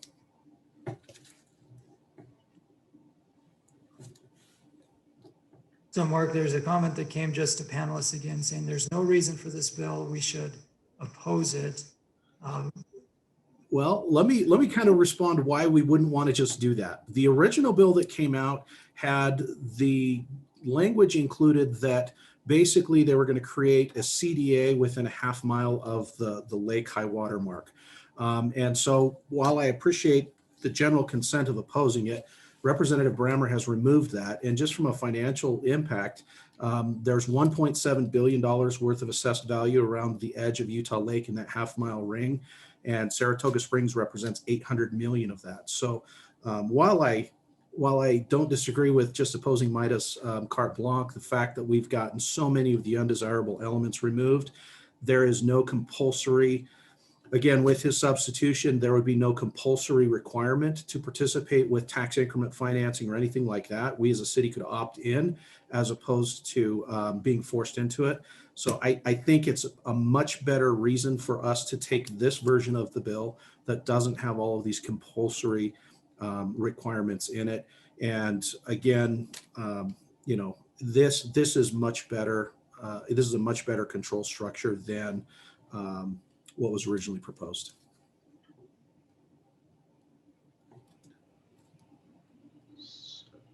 We've had a couple of questions or a couple of requests for Laura Briefer to add feedback. So I've unmuted her if it's okay for her to comment, Mayor Ramsey. That would be great. Laura, if you'd like to take a minute, we would appreciate hearing from you. Yeah, that'd be great. So we along with other water entities that provide drinking water and irrigation water to the Salt Lake Valley and into Utah County do have some concerns. And I think that the implications shown on the screen accurately reflect some of the concerns that we have. We are scrambling to try to develop language that would really help us address these concerns, including potentially language that would shift some of the water discussion into the interim period because of the amount of stakeholders involved on the issue. And I really appreciate Mark Christensen. He and I did talk for some time yesterday, and I did learn a lot more about the bill. I have been talking to Central Utah Water Conservancy District, Jordan Valley Water Conservancy District, the Utah Lake Water Users Association, and the Provo River Water Users Association, all of which are potentially impacted. And Utah Lake is definitely a critical node and linchpin to water supplies to almost 2 million people in Utah and Salt Lake counties. So I really appreciate this group kind of listening and thinking through some of the water issues that we've identified here.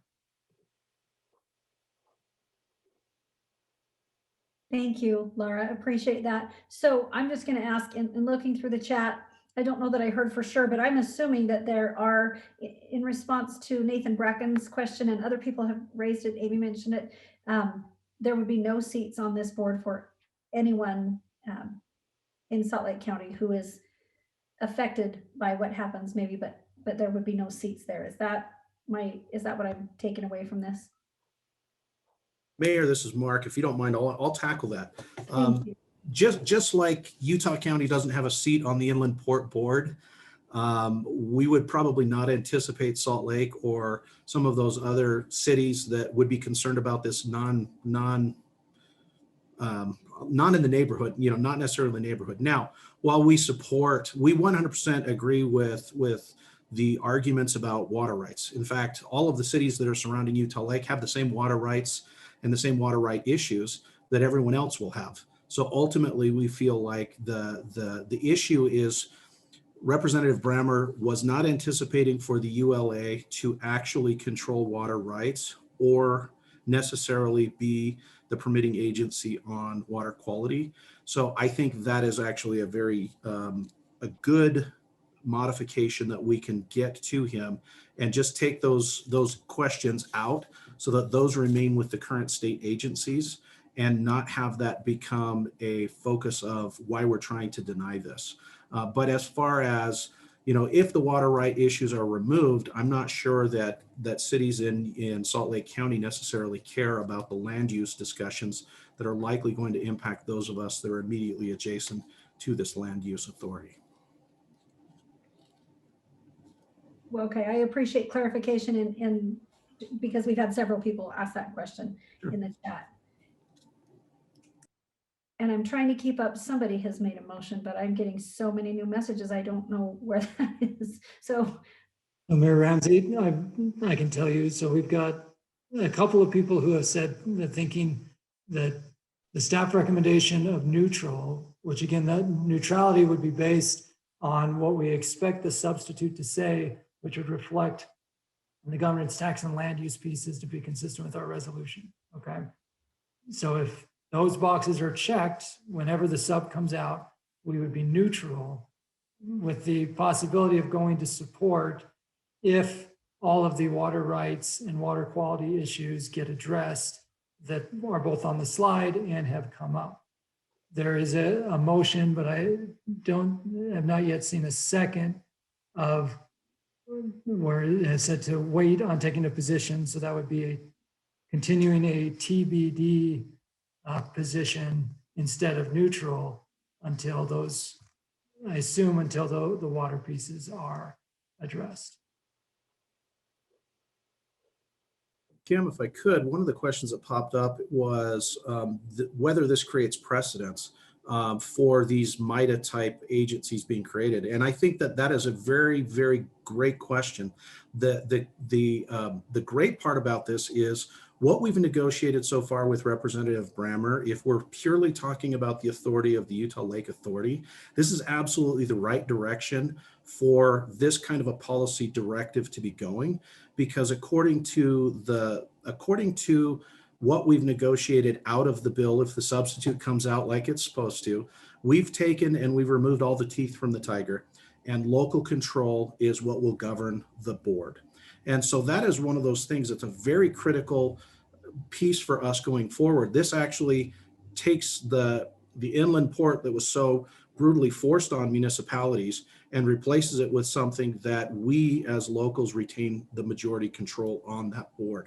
And so from a precedent standpoint, I think that that if everything works out right, this is actually the right direction to go with these types of agencies in the future, giving more control to those jurisdictions that are most impacted by it.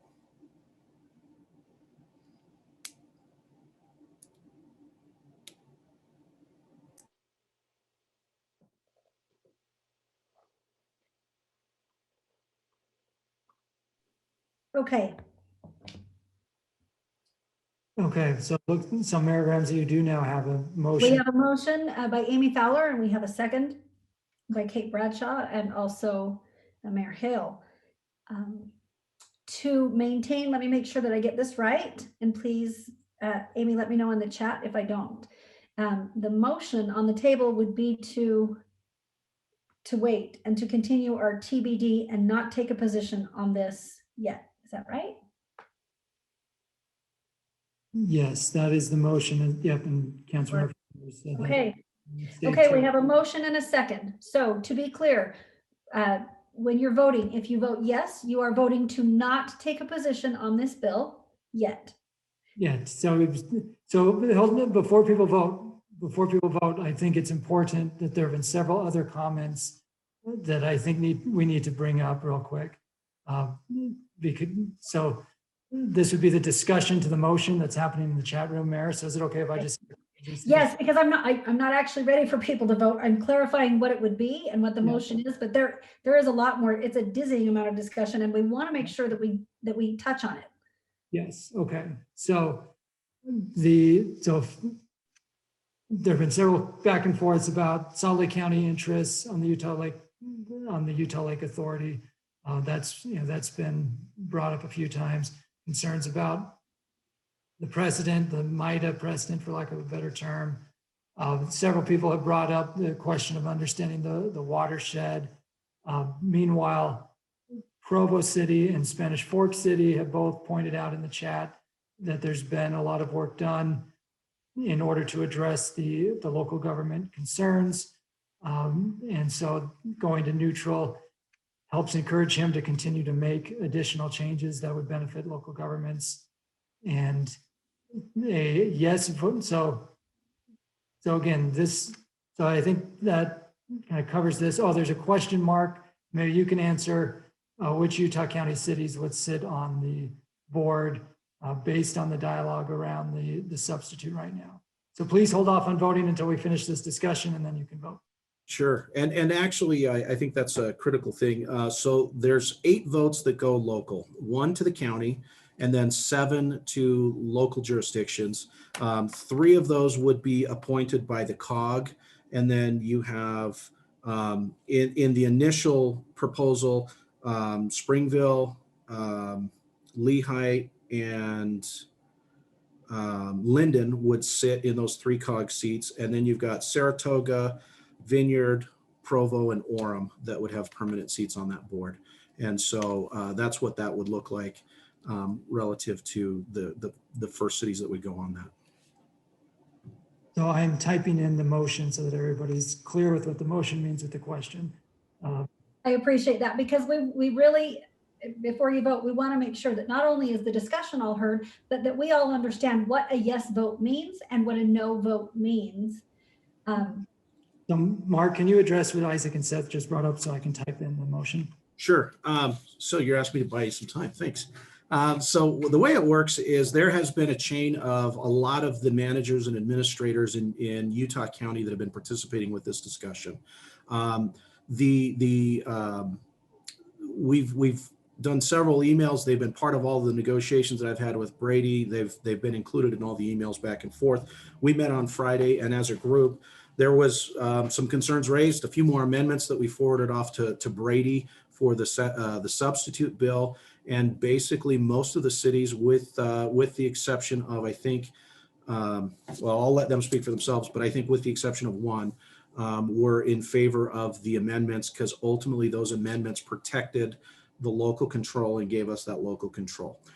So I think that it's a good place to start. And you're seeing a bunch of comments that are coming across from others that were part of that discussion. But I think that it is I think there's some pretty good representation. The key will be to get good, strong people on this board that will fight for rights and really establish the precedents for this board going forward of, you know, we can handle some of these issues and we can fight for the bigger issues and have that local control. Okay, so I just tried to clarify so everybody's clear on the motion that if you vote yes, then that means we would be TBD on the sub for now.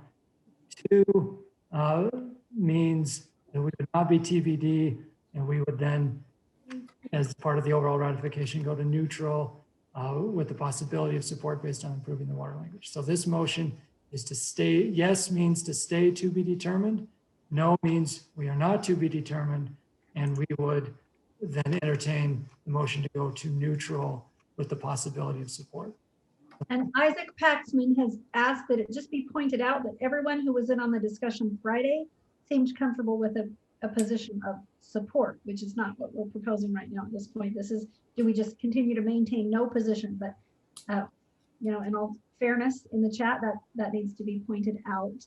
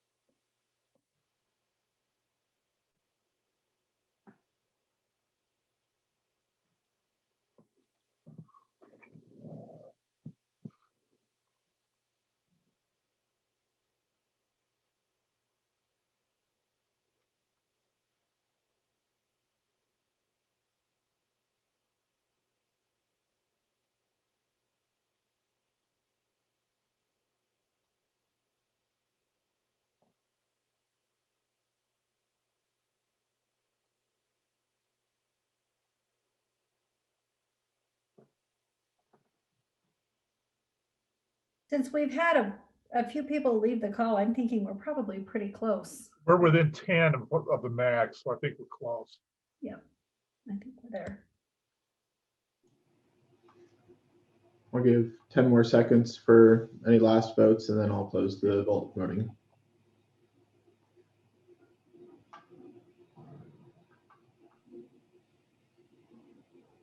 All right, don't see any more, so we'll close that.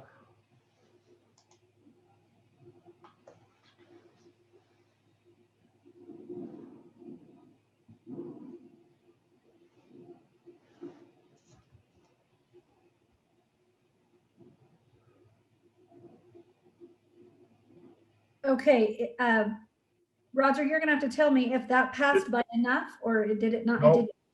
It No, did it not. Okay, so that motion fails. Is that right? Right. So, all right. Thank you. So in case anyone has a question, yes, the majority, 56% voted yes, but it has to, in this, is it a 60 or a 70, Roger? 60. 60. This has to pass by a 60% threshold, and it did not, which means this will come up when we vote on all of the positions as a recommended position of neutral, and then we can vote on it at that point. And that being said, this is not the last of the discussion we'll have with this, obviously, and we'll continue to do a lot of work on this. Thank you all for your thoughts and concerns. It's such a complex issue. At this point, we're going to move on to public safety. So, John.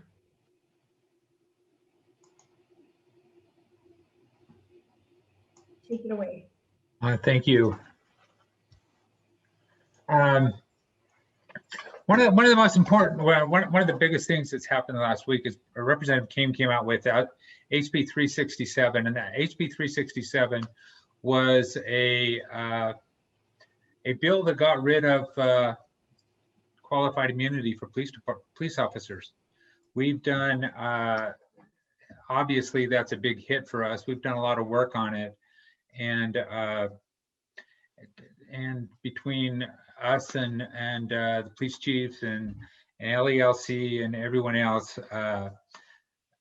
talked about it, found out from people like Colorado and Minnesota, where apparently these things have happened before, that there's tremendous fiscal impact to cities. The pool that takes care of the counties, for instance, thought that they would have to just start right off the bat with a pool of $22 million, and then to be able to bond for police officers, because it required them to have be responsible personally for the first $50,000 of in certain cases of lawsuits. That the cost would be well over $50,000 an officer to ensure that. We also found out that especially in Colorado, they told us that once we get rid of things like qualified immunity with our police departments, it has a chilling effect with hiring practices and people actually leaving the police, our police office, police departments, because they're so concerned about putting their families' livelihood at stake and things like that. So it was really a bad bill for us, and we opposed it. Cameron met with Representative King along with a bunch of other stakeholders last Friday, and just really worked on this bill. And as of the commitment on Friday from Representative King is that basically this bill is dead, and he wants to talk about it over the interim, but we're really concerned with where this is going to go. But right now it's something we don't need to worry about. We think that there are some things in the bill that Representative King would like to, one of the things he mentioned is that he thought one of the spin-offs of the bill would be able to get rid of police officers that aren't good police officers, which we sometimes have. And so there are some areas that we think we can work with Representative King on this in the interim, but as far as just getting rid of qualified immunity, we don't think that's a complete non-starter, but I think it's something we don't have to worry about for this session. Cam really headed that up. Cam, you want to add anything to that? No, that's perfect. Thanks, John. So Carson, you can go to the next slide. So thank you, John, for your work. And we've got Love, Listen, Lead this week, which we'll look at a few more bills. Real quick, we talked about this one before. It's now public, Senate Bill 217 to create the Housing and Transit Reinvestment Zone. Carson, will you throw the link in the chat about the one pager of the summary from Wasatch Front Regional Council here, trying to maximize the land use planning around front runner stations. So and the staff recommendation is to support this bill. For purposes of time, I'll just leave it at that. Next slide, Carson. And one more. As you've seen, we've only scratched the surface on the bills this session where the state legislature is interfering with the traditional role of local government. We have been fighting back as hard as we can. We've also made a list here of other preemption bills that are out there that we have been going back and forth. So we won't go into all these details. I will say House Bill 76 passed out of committee today, 6-4. Some of these aren't going anywhere, in part because of our opposition. Some are moving, so keep going. Wayne, do you want to add any pieces about this preemption trend before we get to the last bit on the agenda? I will say this is just kind of the short list that we put together at the league, and if anyone would like to see the full list, I'm happy to send it to you. But we think it's important, as you do talk to your legislators about the other preemption bills we've spent more time on today, just let them know it's just the tip of the iceberg, and that we would ask them to not support these kind of preemptive bills that are directing how cities and towns should function. And so if you have any other questions, feel free to reach out.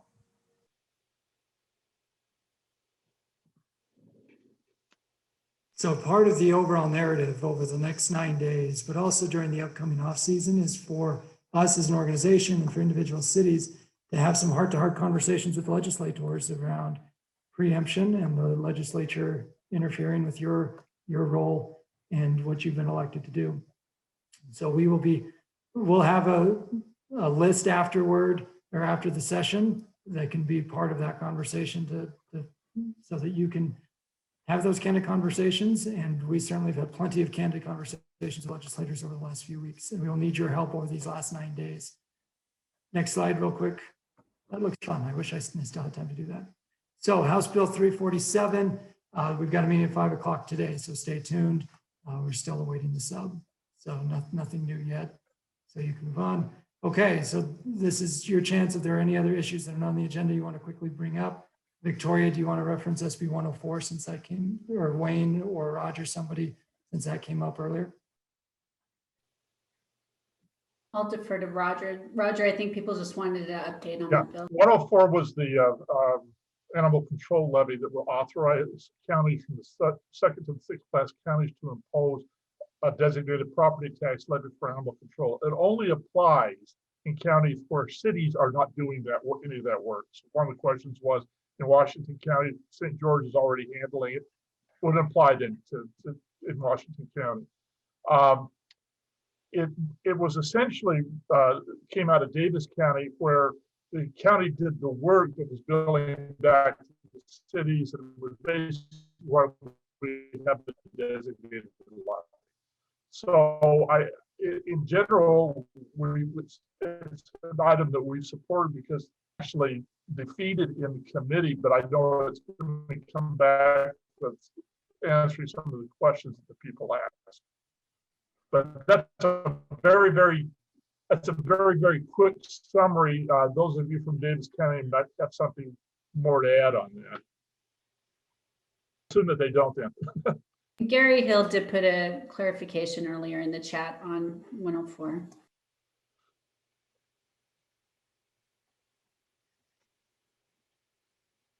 Roger, it will come back. Carrie Ann Lisenby had a concern that the bill was restrictive on cities that had their own animal control ordinances, even in Davis County. And really, it is very specific to Davis County, but and is the result of an agreement between the cities in Davis County. And so with that amendment, which allows cities to make their own laws or ordinances to change the county ordinance, I think she'll be okay, and that will come back to committee and then hopefully pass. Do you agree with my summary on that, Gary? Yes. If you're a city and a county and you do your own animal control, or any city in the county does their own animal control, it doesn't apply to you. Gary, the language says, and admittedly, I'm not an expert because I just pulled it up. It says if the county provides the service to one or more municipalities.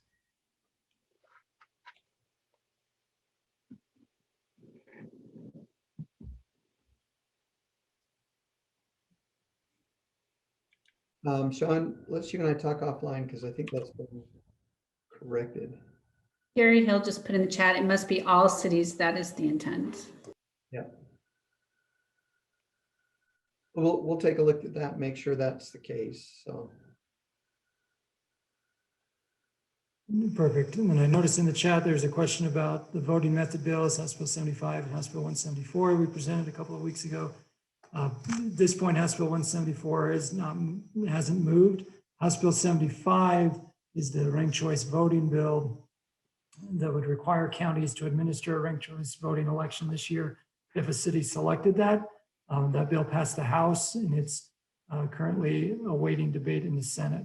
So if your city is interested, particularly in 75, because I don't think 174 is going to move, but if your city is interested in House Bill 75, Representative Stenquist is looking for specific city examples. So feel free to drop a note in the chat or send us an email and we'll connect you.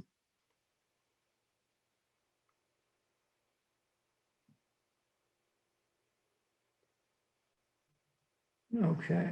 Hey.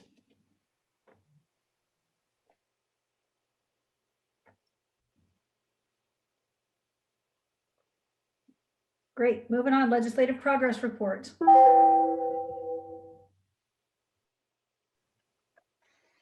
So Victoria, I think for time purposes, let's do this really quickly so we can get that ratifying vote before everybody leaves. We just wanted to highlight other bills that we've been working on that many of you have helped us with. To show, we've talked about a lot of problematic bills. This is a list of the bills that we see are hot or watched, so kind of higher on the list that we support or neutral. Some of that has been due to league work, but we just wanted to highlight many other bills that are happening. So just an FYI.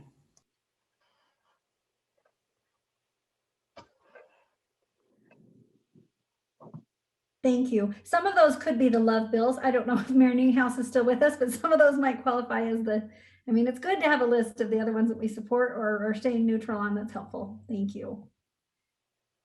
Okay, we are now to the point before you all drop off. It's 1 minute to 2.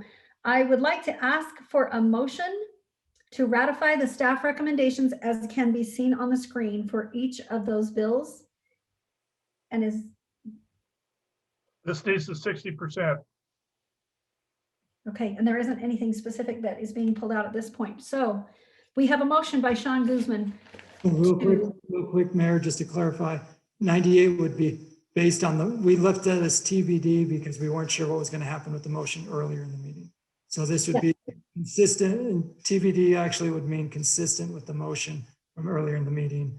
Earlier, yes, correct. It means what's here is still what we were voting on. Yeah.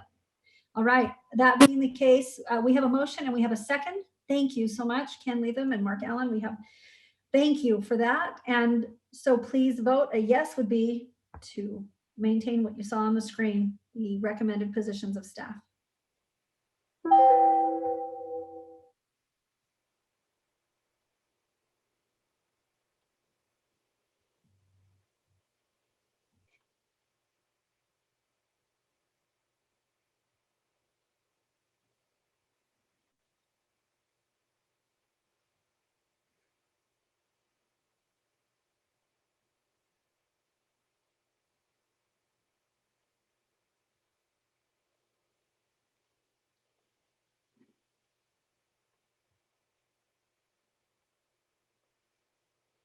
That's actually a good question because we already took a vote on 364.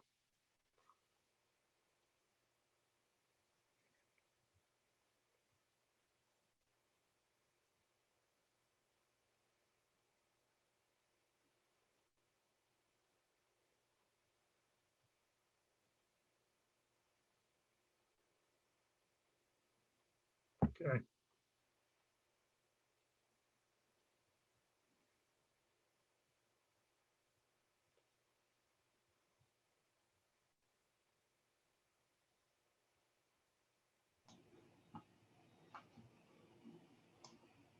Roger, we had yeah, I'm not sure what to do here based on the fact that we've got outgoing that includes 364. Yeah, we're basically saying this overrides that vote.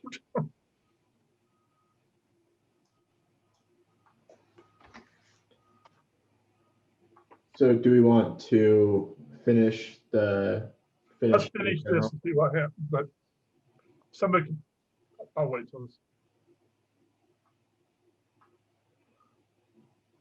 Yeah, because the motion before would have changed the staff position. Yes. Basically pulled it off of that. Right. And that motion did not pass. It didn't carry. No, we should have. So we are back to voting for what the staff recommendation Yeah, is. the neutral based on the criteria. that we listed. Right. But I'm not an attorney, so Well, if my understanding is inaccurate, most the rest of you are, so I'll let you tell me. the staff position on 364 was neutral. Is that correct, Cam? And that is what we're voting on right now. That is what we're voting on. That is what we're voting on right now. And it has been clarified that that was what the motion and the second both included remaining neutral, going So neutral. the vote to change it failed. Right, right. All right, we have, Mayor, I believe we have lost a few folks, but we'll just give We're another probably couple pretty close, yeah. I couple think- seconds. So if you are a voting member and haven't had a chance to weigh in, this will be last call for the vote on this. Appreciate you sticking with us? We're trying to get you out of here on time. Thanks, Paul Larson. As close to on time as we can. All right. Looks like it's kind of fallen off, so I'm going to go ahead and close the vote, Mayor, if that's all right. Yes, go ahead. I think we're there. We haven't had it anymore for a little while.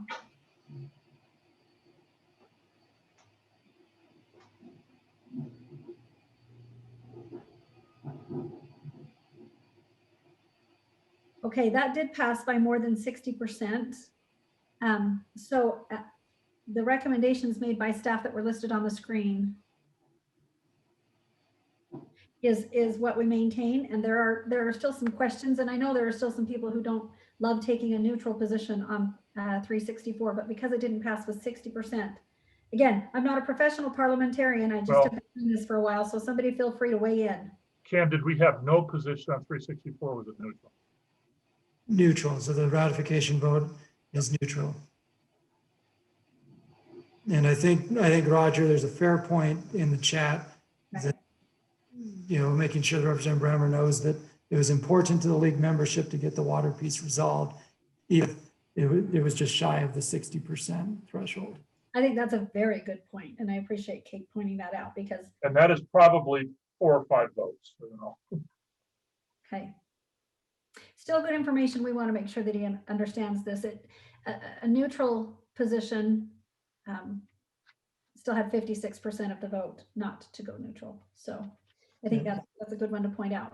It is the way it works parliamentary wise, but I think, and according to our bylaws and the regulations that we have established. However, thank you for pointing that out. And I think it's good to make sure that's clear. All right, that being the case, thank you all for your great work. This League Army is going to keep being busy. It'll be another full week. Cameron, I hope that your daughter is excited for the end of the countdown chain and that everybody participating gets some sleep at some point. Perfect. Well, thanks everyone. Watch for the action alerts in the days to come.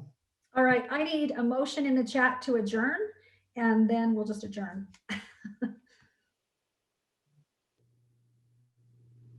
All right, we have a motion and a second. Don't need to vote. This meeting is adjourned with our gratitude. Thank you for sticking with us and for all of your efforts as we keep doing the best we can to try to maintain local control and watch out for the people that we all represent. Thanks, friends. Have a good week.